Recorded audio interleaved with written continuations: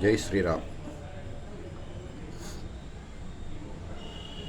నేను ఒక ఆంజనేయ స్వామి వారి దేవాలయంలో అర్చకుణ్ణి మరియు స్వామివారి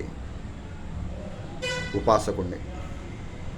నేను దేవాలయాలకు వచ్చే భక్తులకి ఒక విజ్ఞప్తి చేస్తున్నాను.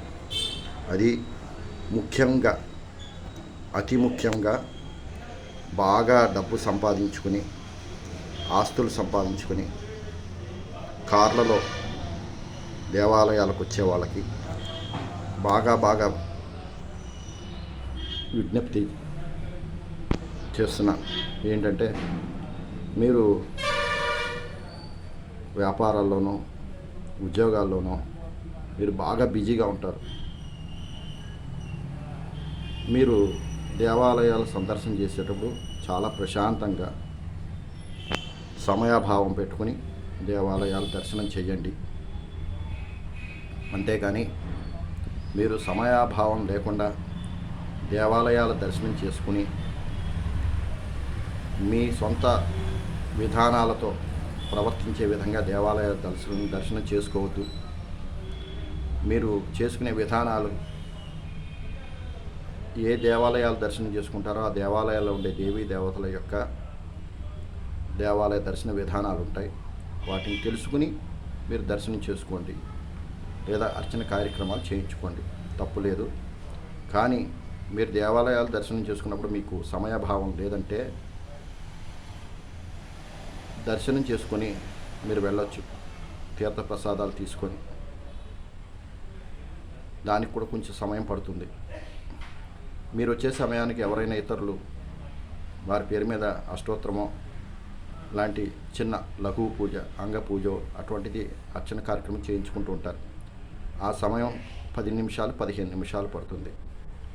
దానిని కూడా మీరు ఓర్చుకోలేకపోతే దేవాలయ దర్శనం చేయొద్దు. అనవసరమైన దోషాలు మూటకట్టుకోవద్దు. ఎందుకంటే ఒకరికి అర్చన చేస్తున్నప్పుడు మధ్యలో మీకు వాళ్ళని ఆపేసి మిమ్మల్ని మధ్యలో కూర్చోబెట్టి చేయలేము. అయితే మీకు సమయం లేనందువల్ల మీరేం చేస్తారంటే, మీకు అర్చన చేయించుకునే విధానం కానీ ఏ వస్తువులు కావాలి అనేది తెలుసుకోకుండా మీరు ఏదో మీకు నచ్చిన విధంగా ఒక అగరత్తు పుల్ల, ఒక కర్పూరం బిళ్ళ, ఒక అరటిపండు, 2 తమలపాకులు, దాంట్లో అమ్మవారైతే కుంకుమ పసుపు, లేదంటే ఆంజనేయ స్వామి అయితే సింధూరం, ఇటువంటి ఏమీ లేకుండా మీరు సగం పట్టుకొచ్చి అక్కడ పెట్టి ఒక 5 నిమిషాలు వెయిట్ చేసి మీకు నచ్చిన విధంగా ఆ వస్తువులను అక్కడ పడేసి కనీసం మీ గోత్రనామాలు కూడా చెప్పుకునే టైం ఇచ్చుకోకుండా, ఏదో మీ డబ్బు ఉంది కదా అని జేబులో ఉన్న 500 కాగితమో 100 కాగితమో తీసి హుండీలో వేయటం కరెక్ట్గా అనిపించలా. హుండీలో వేసుకోండి, తప్పులేదు. పూజా ద్రవ్యాలు కూడా సగం తేవద్దు. మీరు ఉత్త చేతులతో వచ్చిన ప్రాబ్లంని దర్శనం చేసుకుని వెళ్ళిపోవచ్చు. కానీ అర్చకుడిని మాత్రం అవమానించద్దు.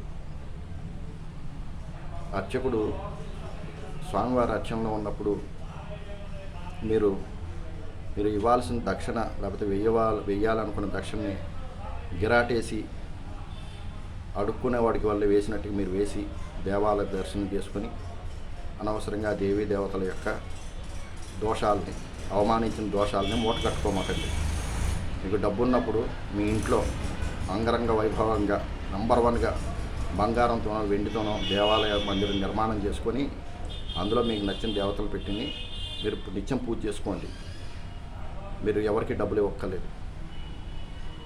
దయించి ఇది నేను చెప్పేది బాగా డబ్బున్న వాళ్ళకి చెప్తున్న విజ్ఞప్తి ఇది.